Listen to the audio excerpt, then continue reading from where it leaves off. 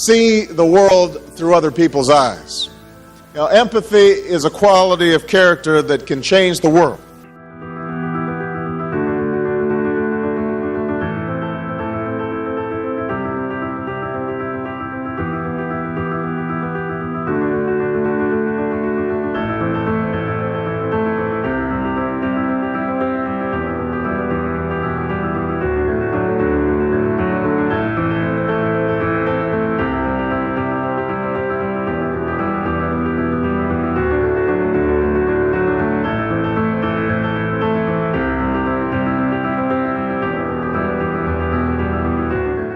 What unites people? Armies, gold, flags, stories. There's nothing in the world more powerful than a good story. Nothing can stop it. If you want to stand out from everybody else, you need to get into storytelling. Draw a different frame around the same set of circumstances and new pathways come into view. Welcome to Artifact Live with me, Scott MacArthur, where we look at the art and science of story. We don't care who you are, whether you're a bricklayer, a professor or a speaker, all we care about is you being a good storyteller. Thank God the drummers arrived. It's time to realise that facts tell, but it's stories that sell. Get me some nasty and get it now or someone's getting shot. And that's a niche of a niche of a niche of a niche of a niche. 1,000 comments. Selling a hemorrhoid cream to someone who's got hemorrhoids. Got a whip. I was born into a deep contradiction. This stuff's magic. God, that's so clever.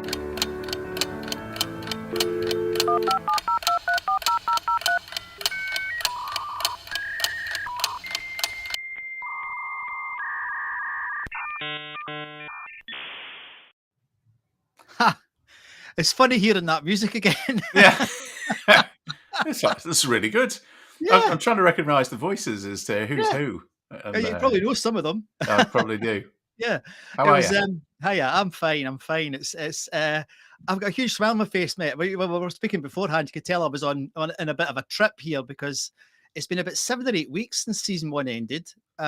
So welcome to Artifact Life. Welcome indeed. Yeah. My name's Scott MacArthur. And I'm Paul Crick. And we're here to continue a story that is now 72 episodes long, Paul, believe it or not. That's how many we've done now. Wow. 72 episodes. We must try and get it right one of these days. It's all good practice. Yeah, I know. And it's been quite interesting. I don't know what you've been up to for the last 8 weeks then. How's it been? How's it been? Summer was great. Yeah. I enjoyed the Lionesses win. That seems a long time ago, but What sport was that? What was that? Steady, you'll be in Lioness. trouble. England? No. Well, I must admit, the comments that flew around Facebook made me smile because it said, "See, if you want a job doing, ask a woman." Hurrah to that. Yeah. I thoroughly appreciate it. No, it's been really good. Plowing ahead with the Elevate partnership and keep going with that. So enjoying the work, traveling a little bit as well. So being over to I saw you Switzerland. were over. Was it Holland you were in? What was that? No, I was over in Germany. We had Germany, a summer gathering that turned out to be one of the best events I've been to in a very, very long time. Oh, yeah. Well, we need to tell you. I'm talking decades. Maybe we need to capture that on an episode actually, because it did sound jolly good actually. Well, we ought to get Johannes and Sarah from Leadership Circle on. I'm sure they'd come and talk to us. They're great fun and very knowledgeable folks. So I will ask them if you're up for it. Yeah, well up for it. Okay, for it. good. It looked fantastic. Well, my break, if you like, has been a bit like suspect that similar to yours. It's been a bit of a curate's egg because there's been some recovery in the speaking circuit, which has been welcomed. And I was over in Vilnius, as you're meant to say it, apparently, in Lithuania just last week. And I spoke there to 1,300 96% women HR professionals. And it was great. I mean, I got such a boost from it. Honestly, Good. It was amazing. Been back in the room and getting that energy again. So it was great. But other things. I did a stint at Oxford as a lecturer there for a month, which was How was that? well. it was great, and it was disappointing at the same time, because it was so cool working with, and it sounds quite trite, but working with young minds, for 4 weeks from all over the world, literally from everywhere. That was amazing, but the quality of the administration and the standards were not what I expected, if I'm honest. Maybe I've just got high expectations because it's Oxford, but yeah, it was good. It's good to do, and I'm pleased I did it. And if they ask me again, which I think they have already, I'll do it again. But Great. Yeah, it was great working with the young. Oh, what a boost I got! See, by the end of the 4 weeks, it was like, I want to do more of this, So that was exciting. But yeah, teaching's fun. Teaching's fun, yeah, very much. It's a privilege, and I don't mean that in a sort of wanky sort of way. I really mean it. I mean, it's a terrific privilege to do it. So, and I so admire teachers. I don't know how they do it every week, to be honest. I think it would kill me. But wow, what an experience! Anyway, so this week, what are we up to this week? Who are we speaking to this week? We are speaking to a good friend of mine, Bree Luther. So Bree is from the States, as you'll be able to tell from her accent, and she's a coach, and she's what is she? She is a polymath and is involved in health and well-being and applies that into coaching. She's a member of Forbes Coaching Council. She's been doing it for years and just has this outlook on life that I just wanted to bring over here and introduce to this audience. Because I think she's got a lot of good stuff to say that needs to be heard, and it isn't necessarily the usual stuff that you might expect. Yeah, I can't wait to let everyone hear the sort of her favorite artifact part, because that's really wonderful. It was unusual. I actually had to pause in the interview and say, "What did you say?" Showing my ignorance. Yes, it's a beautiful item. So yes, it's great. It's probably worth saying before we sort of shoot at the outset that I never know how to phrase this, but the conversation talks about suicide, and therefore, if anybody is concerned that they'll be triggered, or if there's anybody, if it will upset anyone, we just want to let people know in advance that there is part of the conversation that does talk about that. I think it's an important part of the conversation, but if it's likely to upset you, then that's okay. We understand, and you might want to maybe wait to the next episode after this one. Fine, thank you for that. And this is an audio only show this week, isn't it? So it is, yes. The joys of technology and the things that never run anything that says automatically does X, Y, Z, because it will. And it'll surprise you, and you kind of go, "Where did that go?" And you go, and then you're searching and you're doing all sorts of things. You're going, "Oh, I've only got the audio file." Yeah. So well, I think I'm sorry. So, fortunately, certainly for the LinkedIn audience, there should be automatically subs on it as well, just in case they're watching it. So I've queued that up. So let's get Bree on. And what we'll do, Paul, if there's a bit that you want me to stop, just wave at me, because I can see you off cam anyway. I can see you in the grey box. Or I'll stop it if you want to stop and have a quick chat, because there's a lot of content here. It's about 45 minutes long, so it's a good length. But that doesn't stop us having a chat at the same time. And we'll certainly come back at the end and reflect on what Bree's got to say. Yeah, it's a great conversation. She's a very smart lady. So I hope you enjoy it. It's so good because it's a while since, I know we've sort of spoken leading up to the show, but it's a while since we first connected. Perhaps the first place to start is, tell us a little bit about your own story, about how you got to where you are now, because I think there are some fascinating twists and turns in it. Yeah, you're so kind to ask me, Paul. Thank you. In part, what brought me here today is you.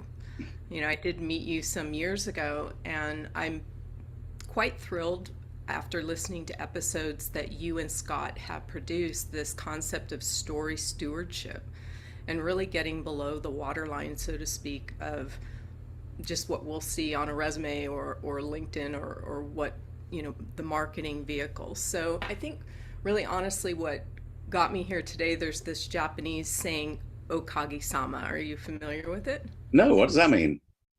So Okage-sama, and a dear friend of mine who's an acupuncturist, he actually used to be Jerry Rice and Joe Montana's acupuncturist when he when they, during the Super Bowl run.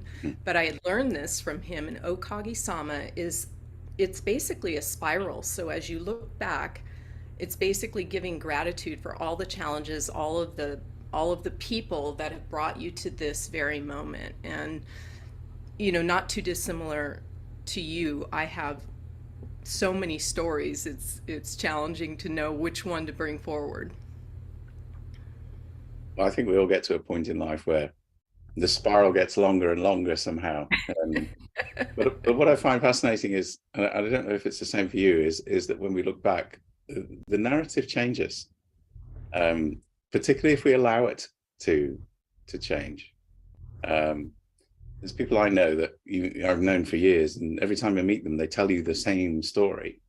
And there's other people I know, like you, where I've met them, and the story has shifted ever so slightly. And then over a period of time, it's kind of like, well, that used to be the story, but the story's this. I think that is a really interesting point. I was thinking about that this morning, that very thing, on my walk this morning. And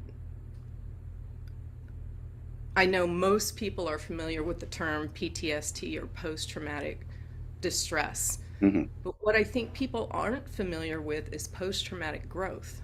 That the very lines at which something challenging or very traumatic has happened is also an opportunity where we can become aware and conscious of that, cultivate the emotions around it. I mean, I know I lost both my mom and dad over the last 2 years, so that honoring that grief walk and moving into that grief, and according to, especially in a Tibetan or Buddhist tradition, no mud, no lotus. So the very ground that we're cultivating in grief or sorrow or those emotions is the counter of that, pairs of opposites, so to speak. So it's the joy, it's the happiness.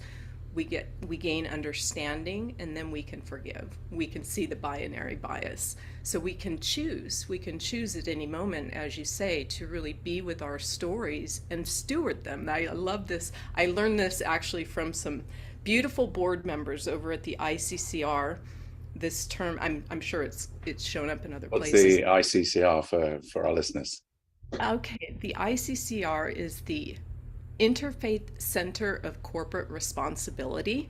I think you can find them at iccr.org. And I had the pleasure of meeting the board at the beginning of the year, and it just opened my heart of what they were up to, both individually or as leaders in their own companies and in this big tent organization. I think it's always encouraging to hear stories like that, because for all the doom and gloom that the media chooses to focus on, what I find is for every one story of doom and gloom, if we're prepared to look a little further, there's usually 10 to 20 stories of other great works and great people really expanding and trying to change the color of the lens that we choose to view the world through. Do you find that to be the same too in your experience? See, this is why I love talking with you, Paul, because we're speaking the same language. So that exact thing, if we're looking for the doom and gloom, that's what will show up. And if we're looking for the goodness, that can show up as well. And my heart opened recently for two reasons. Well, for a number of reasons, including that one of my mentors gifted me an acre of land from an organization you may know, because I think it's over in your side of the woods. Okay. It's the World Land Trust. I think I've heard of it vaguely. I will go and search it out Right. after our conversation. But okay, tell me more about that. And there's something I might not have all the details exactly, but basically, I guess the science is that when you buy an acre of land, it offsets the carbon footprint. Okay. For many, many years, for a number of people. So just buying up a land, and then it also helps from a species preservation standpoint. So that's one example. And then another organization, recently I sponsored a young woman down in Ecuador. She's 7 years old. for $35 a month, and now she can go to school, have immunization. So there's things that we can do. You know, the problems seem so large out there, and they are. But if we bring it back to what's meaningful to us and connect to our values, there are so many great organizations doing good work in the world, and we can be a part of that. Yeah, I absolutely agree. So we met when I was at IBM, and you were kind enough to come and talk to us, the coaching community of practice we were building there, because you're very well established as a highly sought after coach. Tell us a little bit about your story of how you got there and what made you choose to go in that direction. Well, it was certainly a journey, and I think it was a journey I was just listening to one step at a time. So let's see. I had the blessing and the honor of having some managers and colleagues that I had worked for over at Oracle Corporation and some other companies basically reflect to me that even from the beginning I was a coach. And so I was encouraged by those senior leaders to go get the training. And they had also shared, it was back when, let's see, I'm looking at the exact date. I finally got into the program in 2006 at the Institute of Transpersonal Psychology. And quite honestly, I didn't even know how I was going to get into this graduate program, because I had a very non-traditional both education and career. I guess I've heard someone refer to it as a zigzag recently. So tell us about that. What made it a zigzag? You're good at drawing me out. So I was an engineering student at the University of Florida, and my brother had passed away. He was 3 years older than me. It was a pretty traumatic event. And a girlfriend of mine invited me. She lived on the Strand down in Los Angeles, and she invited me to come down and take a break. It was the summer. Well, it turned out her next door neighbor was Mark Benioff, and I didn't know Oracle Corporation at the time. I didn't know who Mark Benioff was at the time. Of course, he was young at the time too. So my friend was friends with him, and so we were hanging out over the summer and really got to know each other. And Mark offered me a job. I mean, I was at a crossroads of going back and finishing my engineering degree, and he made me an offer I couldn't refuse. And the next thing I knew, I was fast-tracked into Oracle from 1988 to 1998, and it was just a tremendous time. I mean, I had so many great opportunities at that company to work with just great leaders. And so one of them actually who passed away recently, his name's John Kish, and I'm still friends with his beautiful wife, Marie Kish. I was working for him, and he was heading up desktop products and some other programs for Larry Ellison, and he encouraged me to move outside of what I was doing because he saw an aptitude in me, and so he mentored me into some other roles over there at Oracle. And so fast track years later, when I was at another crossroads after Sun Microsystems was purchased, because I was working over there with Jonathan Schwartz and the executive team there, they all said, you've been coaching us all along behind the scenes. Why don't you go put a stamp on what that is? So that's how I ended up at ITP. And what was it about transpersonal psychology particularly that drew you to it? Well, great question.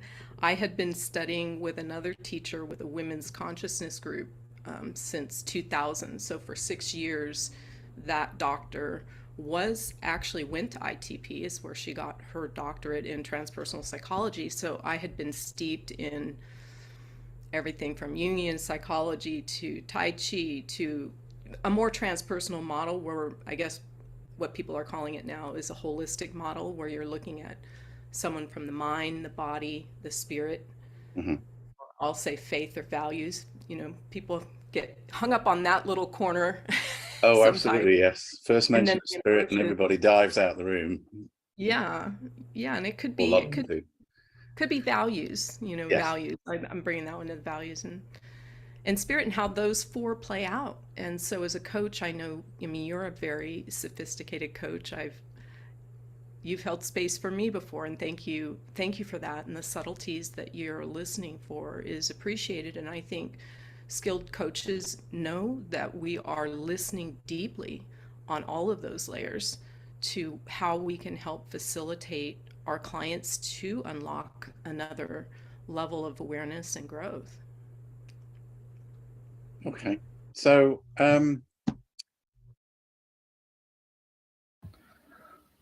Paul, just before we continue the recording, that was an interesting perspective on coaching, I thought, because it's one of these, I don't know how you feel about it, but it's one of these disciplines that I think is often undervalued because it's so crowded. Don't know how you feel about that. I think it is crowded, and I think it's misunderstood. We'll still get, as I talk to peers and colleagues, you'll still hear the conversation that said, "Oh yes, I had someone ask me the other day, oh, does coaching work?" And it's kind of like, interesting. Yes. And the distinctions between the wringing of hands over the difference between coaching and counseling and mentoring, and what's what and what's not, and what should we do and what shouldn't we do, and the code of ethics is pretty clear for each of the major professional bodies. Yes. Yes. That sets that out clearly. I think it's invaluable. I look at my own story of where I started out about 2007. Yes. Where I was, and sort of with life and career and all that good stuff, and where I am now. And it's the coaching was an integral part of that process of shifting. And I'm biased, so it's difficult to say don't do it. But what I would say is, and I posted on LinkedIn about this the other day. If you're umming and ahhing, or you're kicking the tires, or you're not sure, or it's not held yes, then don't do it, because you're not ready, and it's a waste of your time and energy and frankly money. Yes. And that whoever you choose as a coach will sort of feel it's like a limp handshake. It's kind of like the handshake's there, but it feels a bit icky. Yes. It's better to wait, and when you are, that old, it's an old joke. How many psychologists does it take to change a light bulb? The answer is one, but the light bulb's got to change. Actually, given your other Glasgow Apollo show, there is another version of that, which is how many guitarists does it take to play a guitar solo? The answer is 10, 1 to do it, and 9 to go, oh, I could have done that. Excellent. Yes. So there is a certain amount of, and then it comes down to what type of coaching do you want? Accountability coaching really is kind of going out the window now, because there's apps that'll do that for you. They'll send you a message. Did you do X, Y, Z? Yes or no? Just ignore them. Whereas if you're looking to make some real change is hard. Real behavior change is hard. And in an organizational setting, the research says it's anywhere between 18 days and 254 days to do a behavioral change. And it takes 6 to 8 months for anyone else to notice it in a working environment. So you look at that and you go, realistic. That's you require some support to do that, because you'll butt up against the wall. So that's my 2 pence worth. What do you think? I think. I am, and I remain skeptical. About coaching. However, I have immensely benefited from 3 or 4, all of them old men who have helped mentor me over the years. So I say I'm skeptical, but I also believe that I've benefited greatly from having these people in my life. And regular viewers will have heard the stories. It might be worth us building on one of your other LinkedIn posts about happiness at work, because I don't agree with that model necessarily. Neither do I. I don't think it's real. Yeah, and I think it's more sophisticated, and I think that is probably what I'm guessing, because no one really knows. I mean, all the certainty in this area is nonsense. But I've got such a ongoing issue with people being certain that everything that they're doing works. But I think we should develop it. But let's get back to Brie. She's got a lovely voice. Yes, I could listen to her all day. She's really nice, and is really smart with it too. Yeah, so let's get back to you and Brie doing your interview. So that's what took you into the yoga. That's what took you into the martial arts. Because didn't I read you were a qualified yoga instructor as well? And you just have this bow that has so many strings to it in terms of what you bring to a coaching relationship and to your life and to your friendships. Aw, thank you, Paul. Thank you for noticing. Of course, it's my job. It started way before that. All of that started, I think, I came in that way. I mean, I was a 5 or 6 year old getting ready to go to school and excited about how I was going to learn about everything, nature, the body, all of it. And then I went to school and I very quickly realized, oh, this isn't the school.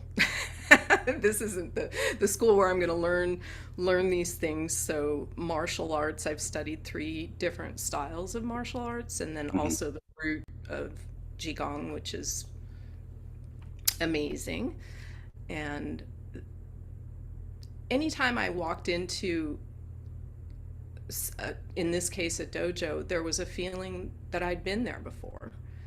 And oftentimes I was fast-tracked in a situation, and as someone who's very more comfortable behind the scenes, oftentimes I was my own worst nemesis, because as soon as they wanted to put the spotlight on me, I wanted to retreat.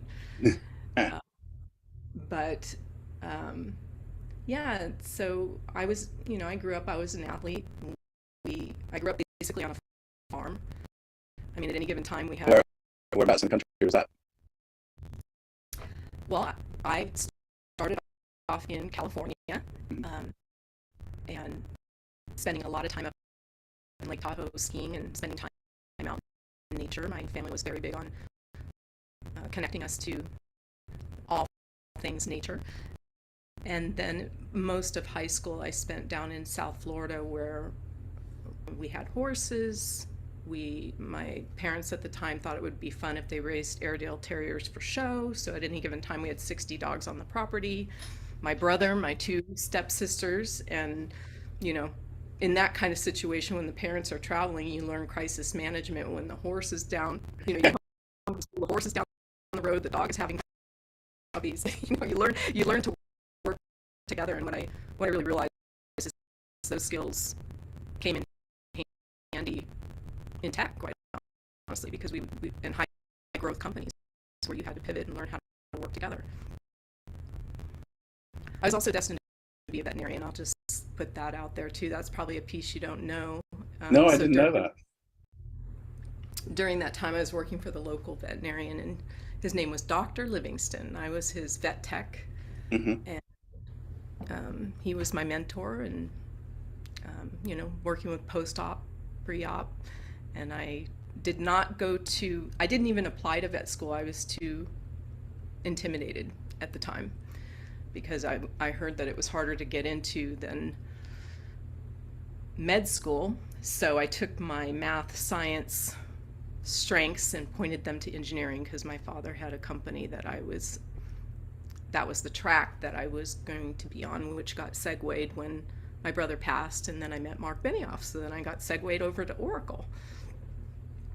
Okay, that's great. So I'm wondering, I can't wait, because I've got a rough idea of, we've spoken about your artifact, but what is your artifact and what's the story that goes with it? Okay. Well, my artifact is a museum quality Tibetan tanka that was hand painted by the monks of the Gumed Tantric University. And the artifact itself the tanka is called Thousand Arm Chinray Z. Thousand Arm Chinray Z, yeah? Thousand Arm Chinray Z.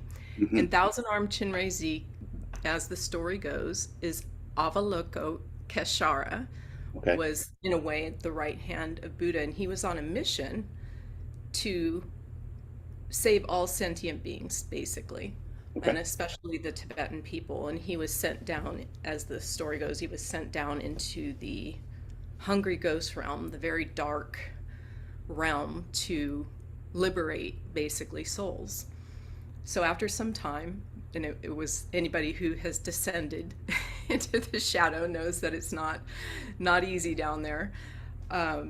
It's not a comfortable place, no. It's not a comfortable place. That's what I've changed my mind about recently, is Oh, that okay. transformation isn't necessarily easy, but it's doable. So he comes out, he finished, so proud of himself, it practically killed him. And as he's catching his breath, he sees all the work that he had done. Some souls are starting to descend back into this hungry ghost realm. And he is so devastated by that, he begins to cry. And those two tears is where green Tara, the deity or the archetype for mercy from a feminine point, and white Tara, the mother, show up basically to help him. And from that level of love, he was so overwhelmed he burst into 1,000 pieces. Right. Oh dear. and then Buddha came back around. I'm giving this some soft edges.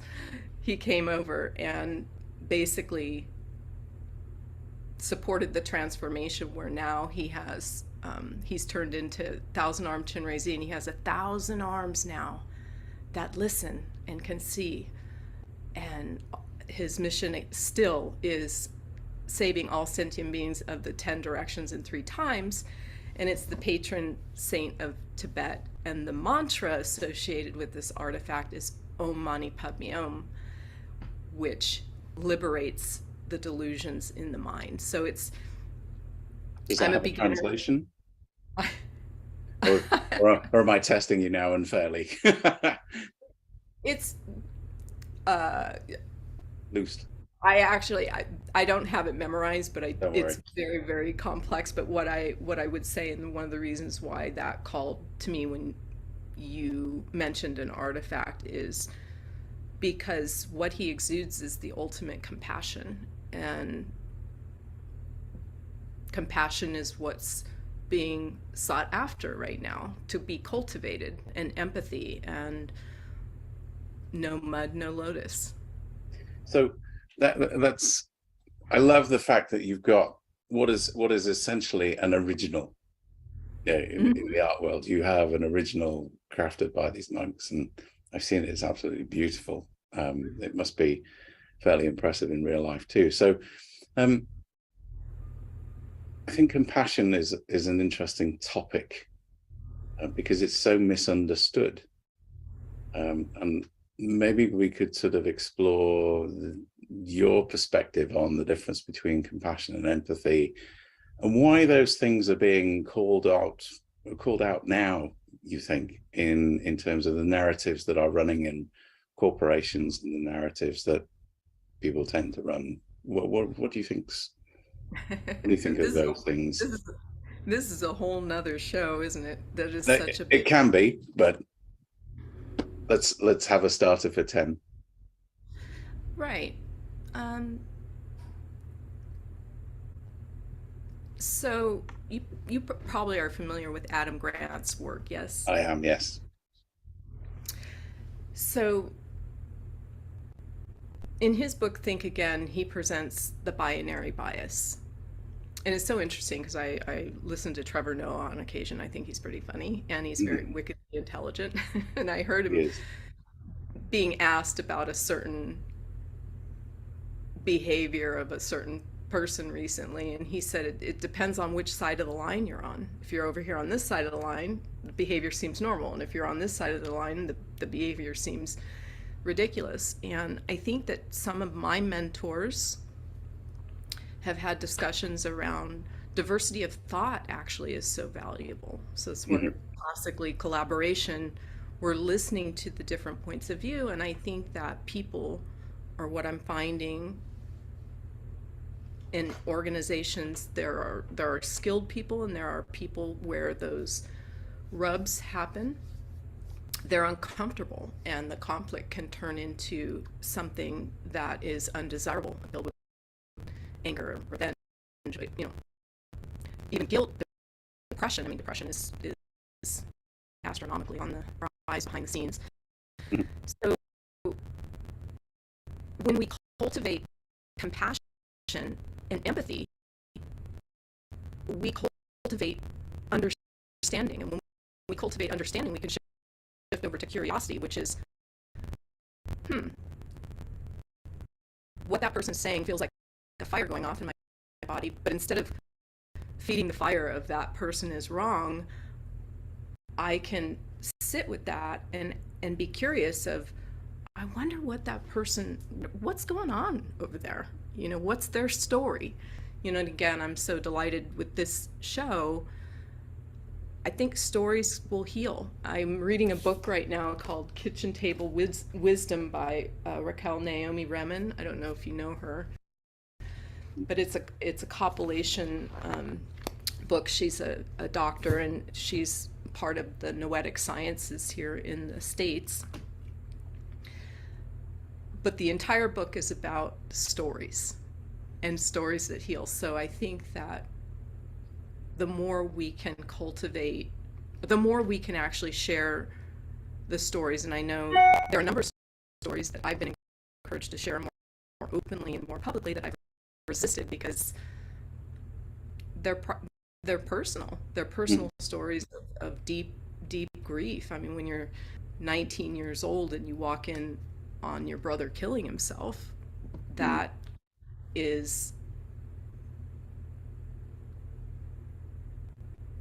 was a great lesson. And so from the outside world, it looked like Bree would be damaged. But truthfully, it was the greatest gift I was given in terms of moving from, the 4 stages of learning, the unconscious incompetence. You're 19 years old, you think you're going to live forever. and now you move to conscious incompetence, you realize life is fleeting. And to cultivate the compassion, not only for all sides, for the family members that don't know how to have been with their grief, so they just box it up and put it away. Yeah. Versus me, I think that's really the answer to your other question. I think I went deeper into, okay, my brother, who's basically like my best friend, he worked at Intel, he was a brilliant musician, he could go home and play a song he heard on the radio on 4 different instruments. I mean, he was larger than life for me. And I thought, okay, well, now I get to live not just for me, but also for him. And I think it accelerated my search and study of different faiths, different body disciplines, different healing modalities. And it's been pretty amazing.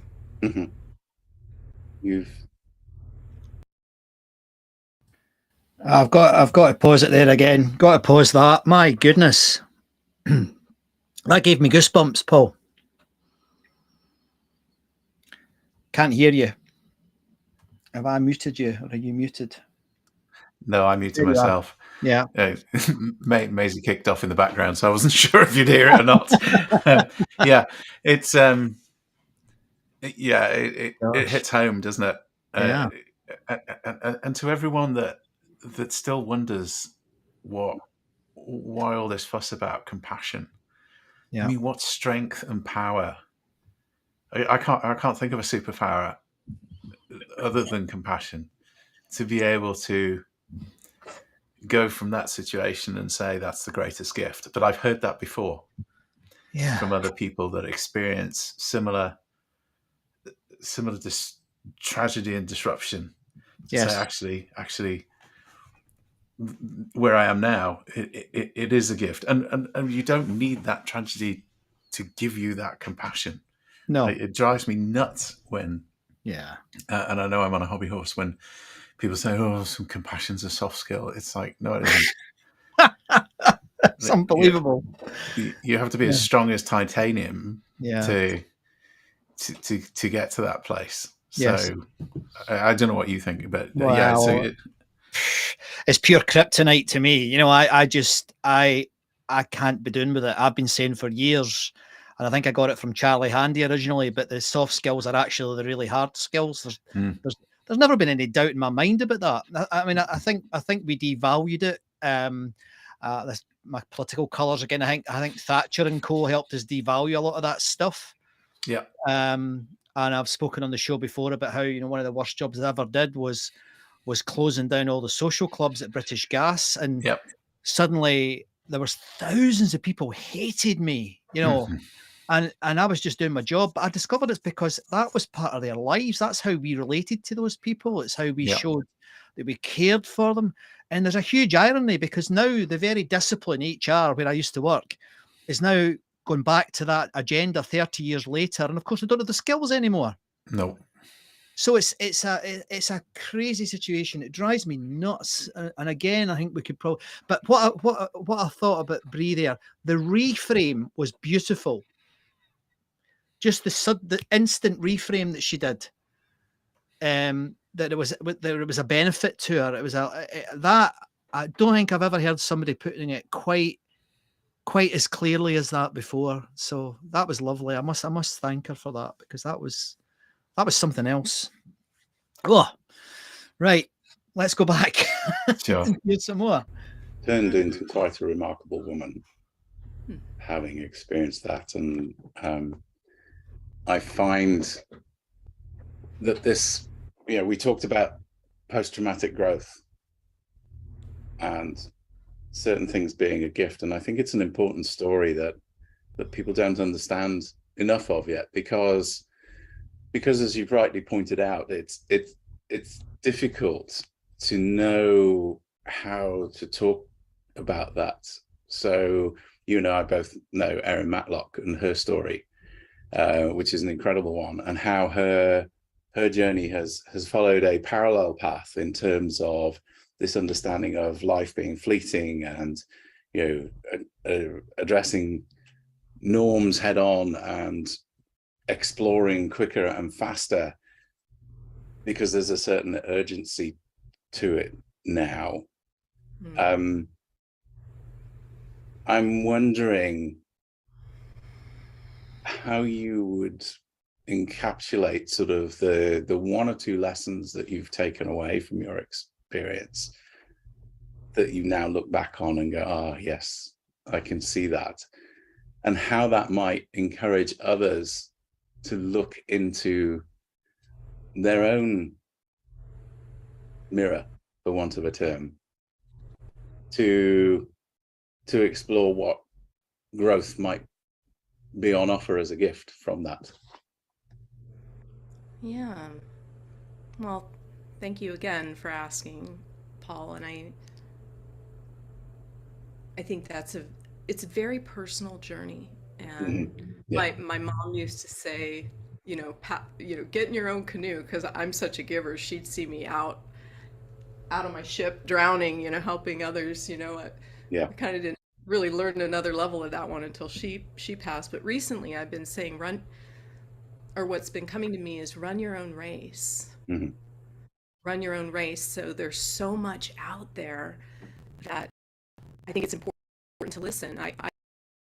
We work with it at Inspired Science Coaching. We call it elegant listening. So elegant listening is listening on all those levels that we described earlier, with all your senses inside yourself and outside yourself. So sometimes that means listen to the wind, not just listen to the news, and be willing to empty so that you can hear what's the next best for you. And the next best step oftentimes could be, like, if I'm thinking of some of the clients I'm working with recently, and we're calling it, we were calling it the mastering the 10-minute break, but now we're calling it break mastery, because some people can take 10 minutes at the top of every hour, and then other people have to take 20 minutes, but whatever it is. And it's not take the break from the Monday through Friday. It's not take the break to do something else. It's actually to take the break, like Einstein, take the break, so that you put the work in, but that in a way there's a rest ethic too, so that and there's science behind it, literally, that your brain can reconnect into the new pattern, because those 4 stages of learning, the unconscious incompetence, conscious incompetence. So I'm a young child, I'm not even aware my parents are putting shoes on. Then I become aware, like, oh, someone's putting shoes on. Then we move over to conscious competence. We want to learn how to tie our shoes. And then if we do that enough, we move into the habit, which is unconscious competence. And as you know, at any point of those 4 stages, you have to leap. There has to be a leap of faith, because it's uncomfortable. You have to slow down. Yeah. So I would say, I heard you say people are in a rush now to cultivate these qualities, and that might make it more challenging than it needs to be. So it's learning how to work with all the gears and really be with your story. That's where the ground of your story is, where the change and the transformation really happens. I'd agree with that. I think what's interesting is I was working with a senior leadership team this week, and we were teaching them an exercise where they worked in a circle, and essentially we set up a number of patterns within the circle where everybody had to participate in a pattern. So it might be say someone's name, or move, or say a color, but the patterns started in different places in the circle. And what they learned was that they all had a part to play in that, but more importantly, that actually by slowing down and by listening to each other and by learning to ask for help, sort of, I'm not a visual person, or I'm an auditory person, so when I hear noise, I need something else to tell me when to move or when to respond.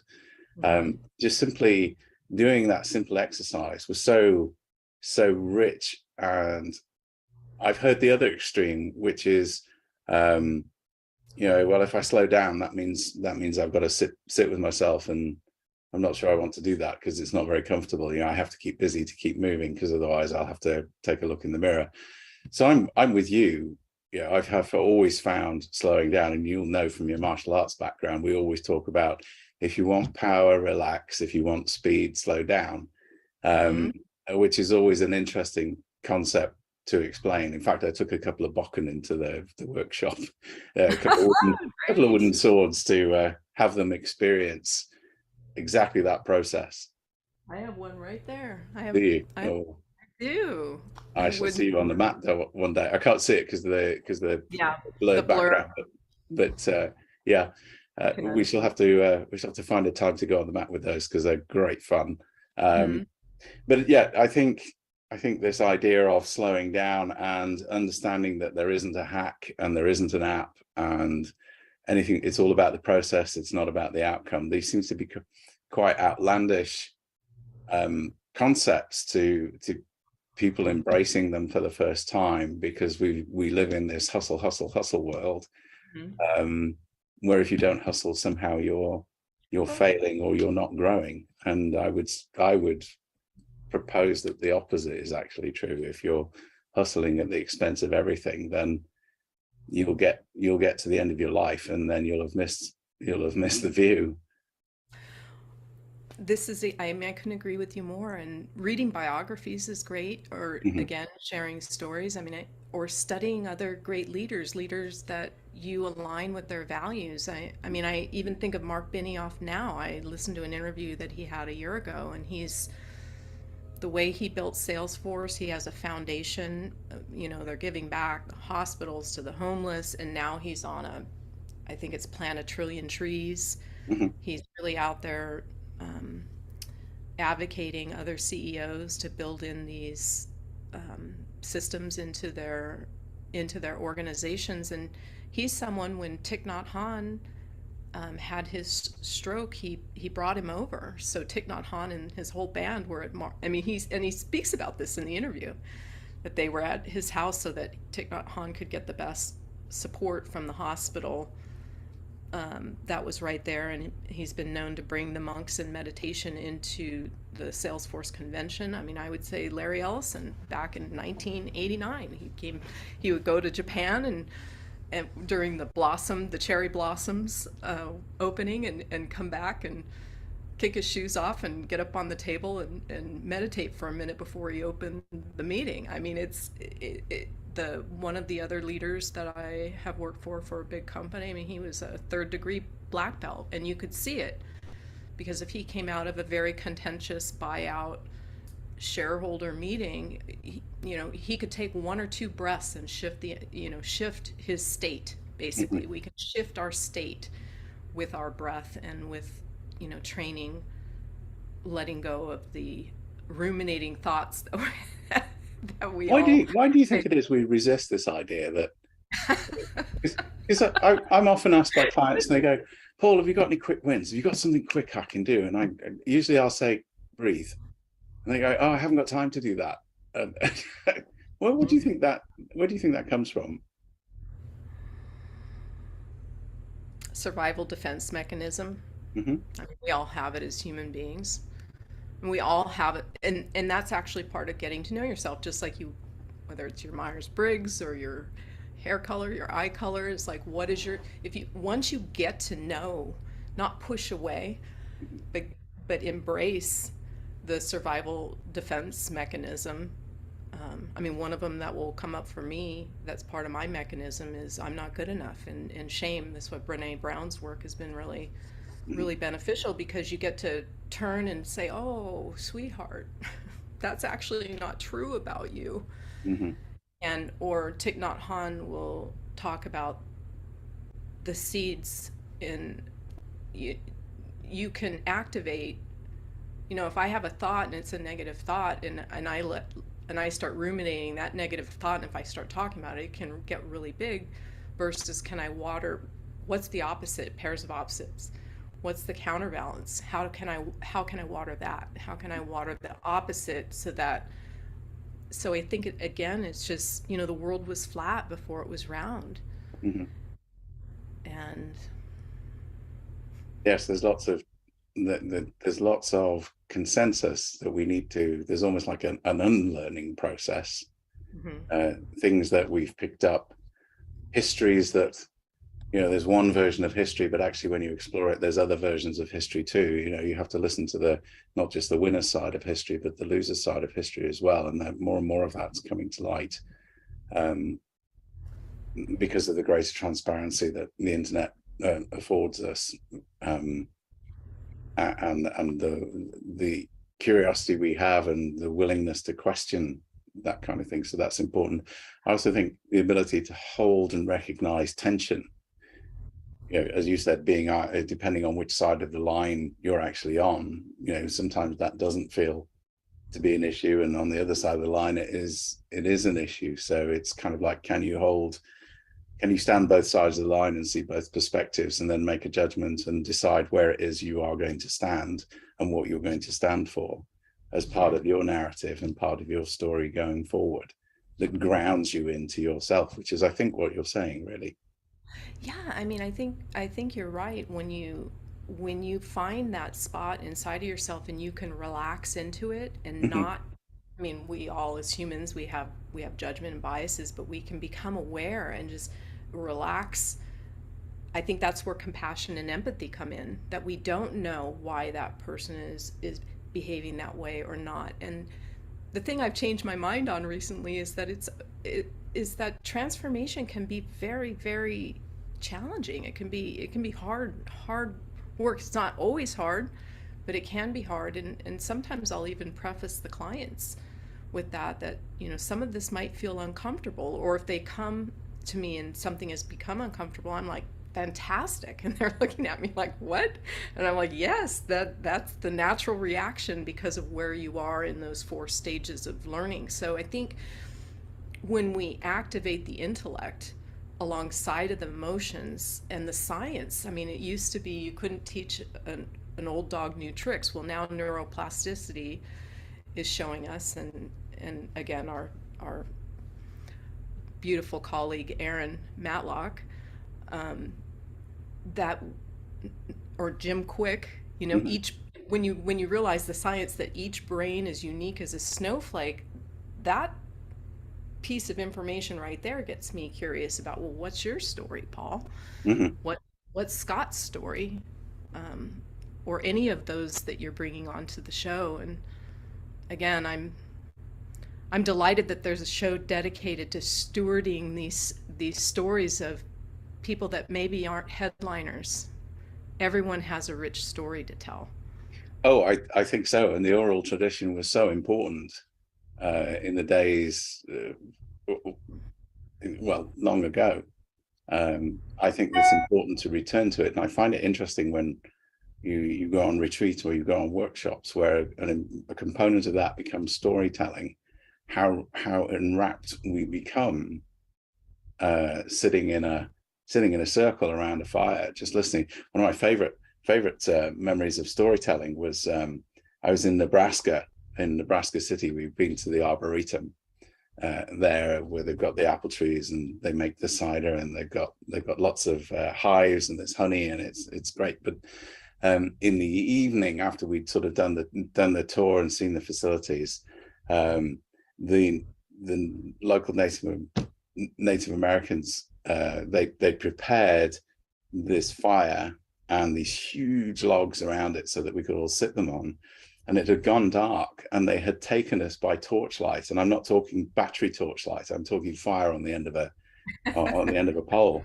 They took us on a nature trek, Nice. and then we came back to a barbecue, and we sat around the fire in the dark. So you only had the firelight, and they told ghost stories, which was just spine tingling. And I think we miss this. We underestimate the value of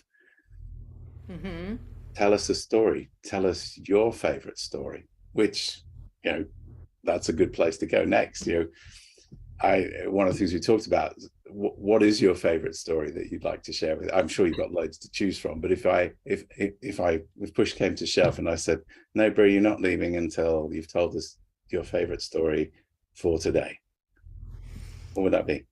Oh my gosh. There's so many stories. Okay, I'll just go with the one that's flashing. So as you know, there is a 40-acre piece of property up in the Sierra Nevada foothills that I've been going since 2000. It's right now it's summer season, but basically two professors and a Zen master, and anyway, so it's land I've been going to for a very, very long time. I started as a student, and then I was invited to be a co-facilitator, and then eventually a facilitator. And I did not plan on this, trust me.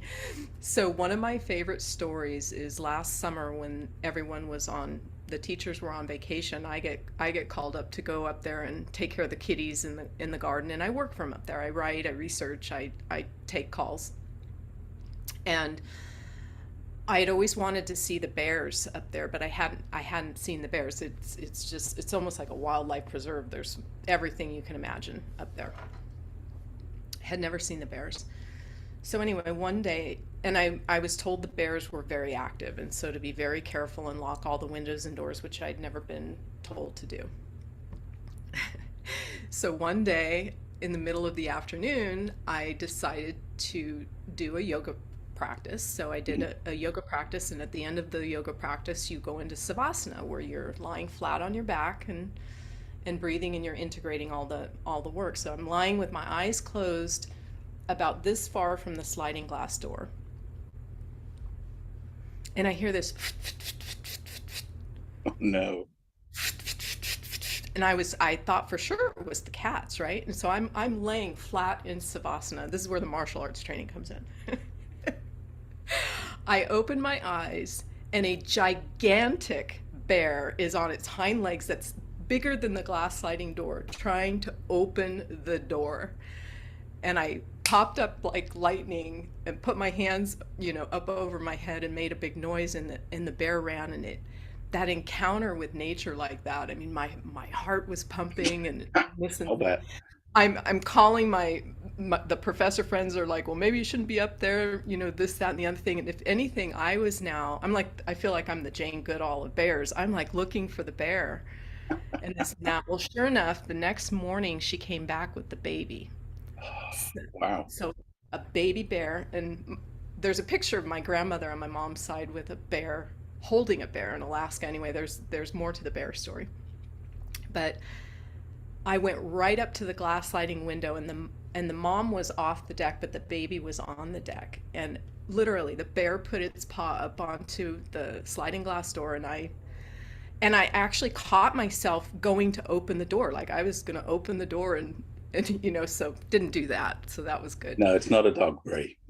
So fast forward, that mom bear is not around anymore, but that baby is grown now, and he's so polite and friendly. He doesn't come up on the decks. I have video footage of him and pictures of him.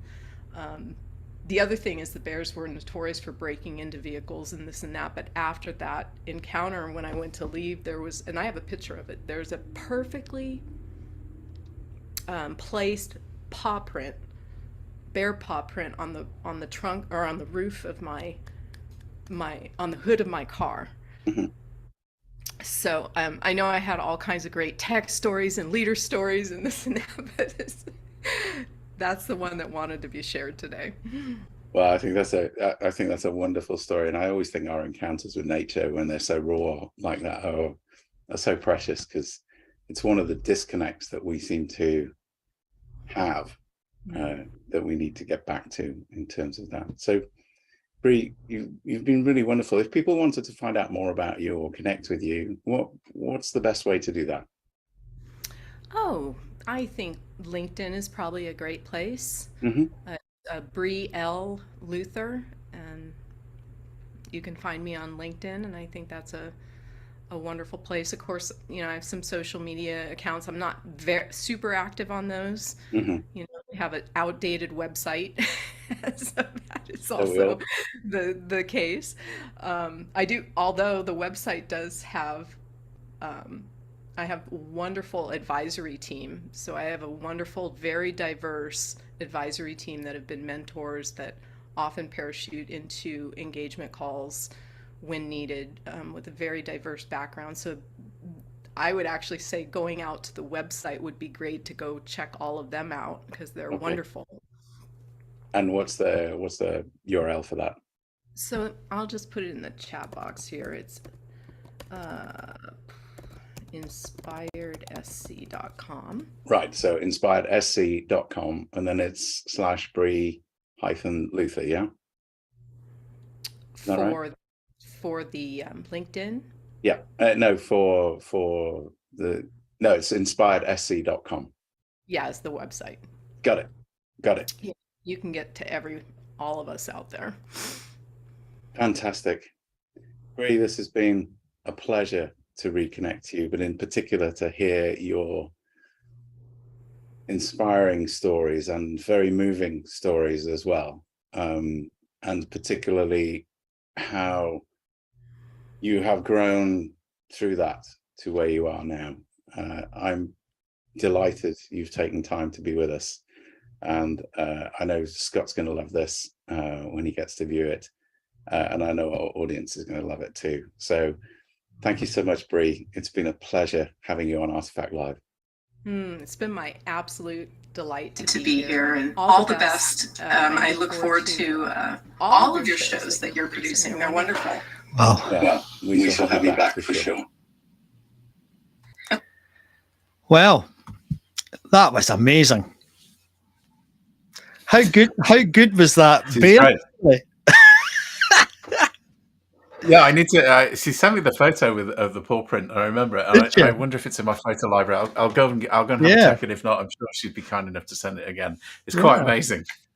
Fantastic! I love the point when she said she was going to open the door. Yeah, because that's exactly what I would do. I know I would. Like, wolf, don't do that. Yeah, it's not a dog.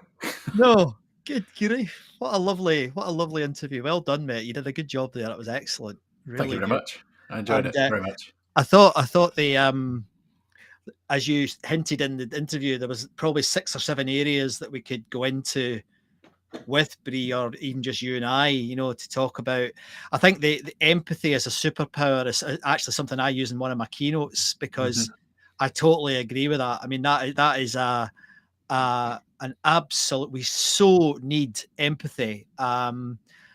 Empathy only extends as far as you can see. That sort of quote from Interstellar that, for me, just sums up what she's trying to do. She's trying to extend that line of sight. Yeah, and I'm a bit of a Shinedown fan, and there's a Yeah. lyric there's a lyric at the end that says, "We live in a world where empathy goes to die," and you just go, "Oh, oh God." Yeah. I mean, it's a protest record, but Yeah. and you go, yeah, we need to get this on the agenda. We need to help people understand it and what it is, what it isn't, why it matters, and what a difference it makes to people. And people say rock music's all about drinking and women. What, you mean it's not? Well, that's how you and I got into it. Yeah. Didn't do us any good. No, absolutely not. But well, that was extraordinary. And Bree, no doubt you'll watch this on replay. Thank you very much from the bottom of my heart. That was a lovely interview. And next time, Paul will switch on his camera. No, Paul won't delete the file by accident. Sorry, Bree. Terrible. So funny. So, well, everyone, I hope you enjoyed that. And if you did, don't forget, we have all the previous 72 episodes over on YouTube, youtube.com/Scott MacArthur. They're all there. There's some of them that we've done little summaries of. It's getting to be quite a rich source of storytelling wisdom. And I thought Bree responded to that beautifully within the interview, Paul. We might very use generous that. and very kind. Yeah, it was lovely. And I think we do need to ask her if she'll come back on again, because I thought that was just lovely, really lovely. Oh, I'm sure she'll do that. Yeah. Sure. And Joe's just saying to us here, you need a whole video on compassion, Joe. Yeah, well, I did a course a while back with the Compassion Institute over in Seattle. They're just steeped in it. It's fantastic. So I'll see if I can get Ali to come and be on the show and give us her spin and take on it. Well, that would be amazing, wouldn't it? That would be absolutely amazing. No, so if you're watching, Ali, I'm coming for you. Excellent. So, well, next week we're doing something else. Another interview that you did for us. Who's joining us next week? So we're going to be talking to John Techman. And John's a really, really interesting character. Huge experience. He's an author of a book called Ordinary Joe, which published by Borough Press. But prior to all that, and he's working at Surrey now. He teaches part-time at a postgraduate level and does some research. But he was formerly chief exec at the British Film Institute. He's got a huge passion for cricket, so any cricketers... can't be the perfect guest then. But like Bree, he has some really rich stories to tell about his experiences of personal and professional life that, again, I think people are going to enjoy. So do come and join us for that one. John is he's also involved with the Arvin Foundation. So to all writers out there, John is certainly worth a listen and connecting with before and after the show. Fantastic. I'll do an ad for the show tomorrow, Paul, so we can get it out there to people. Good. So, and we have the video for that one as well. Yay! I haven't downloaded it yet, so just wait to try and download it, mate. I'll touch wood. So, everyone, thank you very much for tuning in. It's been an absolute pleasure. Bree was lovely, and there was so much to take away from that. So, thanks again to Bree. My name is Scott MacArthur. And I'm Paul Craig. We'll see you next week. Good Bye afternoon. for now.